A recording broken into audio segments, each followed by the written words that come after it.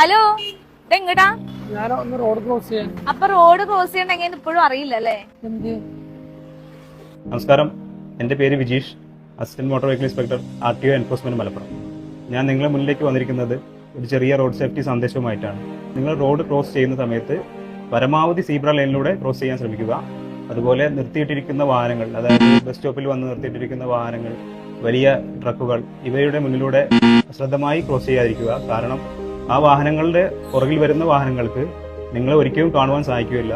അതുപോലെ അതിലുള്ള ഡ്രൈവർമാർക്കും അവർ ഉയരത്തിലായതിനാൽ നിങ്ങൾ അവരുടെ ബ്ലൈൻഡ് സ്പോട്ടിലാണ് വരുന്നത്. അതുകൊണ്ട് നിങ്ങൾ വാഹനം ക്രോസ് ചെയ്യുന്ന സമയത്ത് നിങ്ങൾ ഒരിക്കലും മുന്നിലുണ്ടെന്ന കാര്യം അറിയാതെ വാഹനം എടുക്കുകയും നിങ്ങൾ അപകടത്തിൽപ്പെടാനുള്ള സാധ്യത കൂടുതലുമാണ്. പരമാവധി നിങ്ങൾ സീബ്ര ലൈനിലൂടെ മാത്രം ക്രോസ് ചെയ്യുക.